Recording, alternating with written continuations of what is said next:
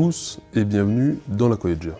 Avez-vous déjà entendu parler des vases acoustiques? Leur fonction souvent discutée serait supposément destinée à améliorer le son de la voix du prêcheur ou des chanteurs. Des expériences ont montré que des vases placés à certains points de l'édifice ont tendance à absorber une partie des résonances plutôt que d'amplifier les sons. L'utilisation des vases acoustiques remonte à l'Antiquité. Des récipients en bronze étaient insérés dans des niches afin de modifier l'acoustique des théâtres grecs et romains. Leur utilisation a été décrite par Vitruve dans son ouvrage De Architectura.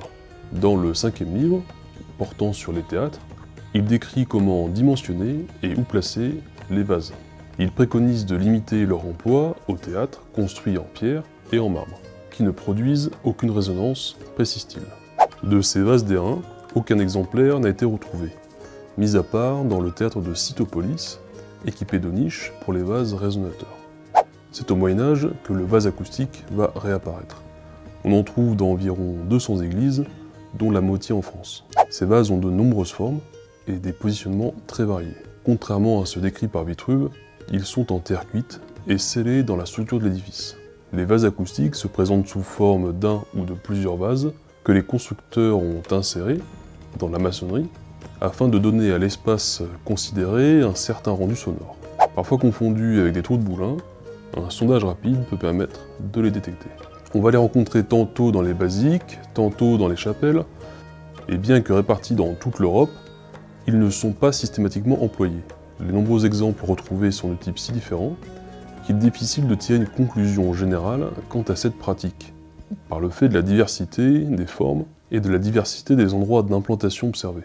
On peut imaginer que ces vases sont placés à la fin de la construction, avec dans l'esprit d'accorder le monument, un peu à l'instar d'un instrument de musique.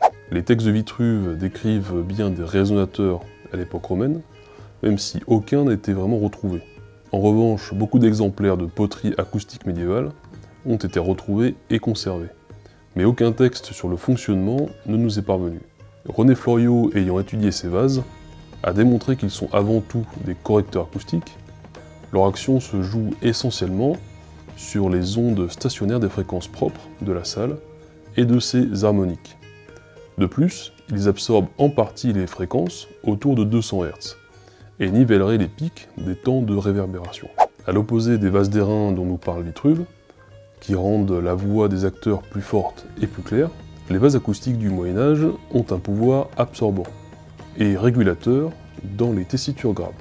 On voit donc bien une différence entre vase acoustique antique et vase acoustique médiéval. L'un serait plus destiné à amplifier le son, et le second à en atténuer certains.